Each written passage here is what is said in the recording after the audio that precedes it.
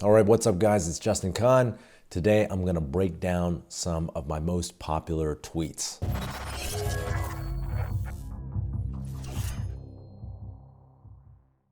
So here's the first one. First-time founders are obsessed with product. Second-time founders are obsessed with distribution. I wrote this tweet in 2018 when I was working on Atrium, and at the time I thought I was super clever because I thought that distribution was the most important thing, and that's something I only learned after starting my first company.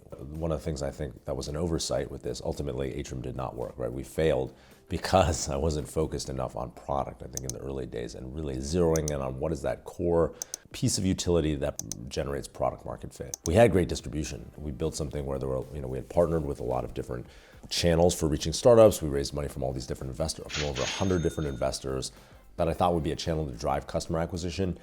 And at the end of the day, we got in touch with tons and tons of customers, but the churn was super high because we did not provide sufficient utility to keep people to stick around. I guess in retrospect, this tweet did not age super well, although people still retweet it all the time. You know, the ironic thing is this is probably true that first-time founders are obsessed with product, second-time founders are obsessed with distribution, but that's the reason why so many of the giant unicorn companies are started by first-time founders. You know, like it's like actually product was the most important thing all along, and you distract yourself with all this other stuff along the way afterwards once you have experience.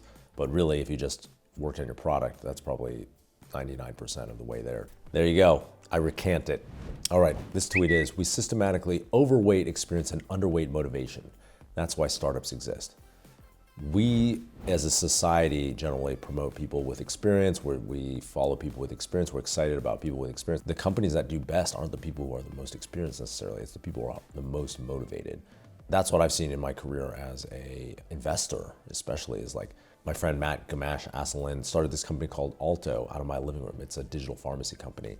He had only been working for 2 years at the time. He didn't know anything about healthcare, didn't know anything about running a pharmacy, but he was highly motivated to learn and would, anytime we hit a barrier, he would just go out there and figure out how to get past it. So didn't know anything about pharmacy, that's okay. He would go and talk to pharmacists and figure out what their pain points were. And then he built an app to figure out how to start delivering prescriptions that we would fulfill from another pharmacy, and then realized, oh, there's no margin here, so we need to figure out how to buy a pharmacy, and so on and so forth, like for years and years and years, and eventually, now Alto's a 1,000-person company.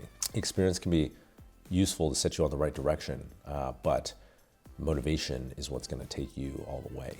If motivation was valued over, equivalent to experience, then people would be rewarded justly inside of big companies. But they're not, right? And big companies tend to promote, there's an architecture, there's a system in place, a hierarchy, and they tend to promote people who have been there, who know how to play the political game. And so they reward those people over the motivated, and that's why typically younger people or people with less experience will quit and go start their own company. This is my favorite. Okay, so this tweet, it shows a kid skipping steps. It goes through the steps of personal growth, right? Like intention, meditation, self-reflection, psychedelics, and spiritual awakening.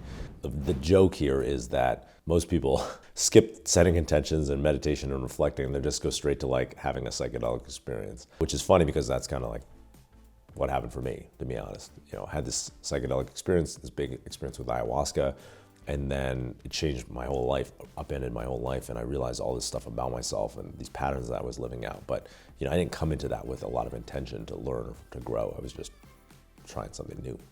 Fake friends reach out when they need something. Real friends reach out when you need something. So I wrote this tweet and then immediately got a bunch of texts from friends of mine being like, oh, that's my bad, I'm sorry. I wasn't subtweeting anyone. It was just a thought that occurred to me. And what's funny is like, I actually don't mind what to classify here as fake friends. Like, I don't mind people reaching out when they need something. Like, I'm all for it. I love to be helpful to people, and oftentimes that type of relationship where you help someone when they need something, eventually it can grow into something more. A bunch of the responses to this tweet were like, kind of negative. They were saying, like, say if someone needs something from you, maybe you should help them with it or whatever. And the funny thing is, I do actually don't treat any of these people any different. And in this tweet, it's funny because it's kind of like a Rorschach test.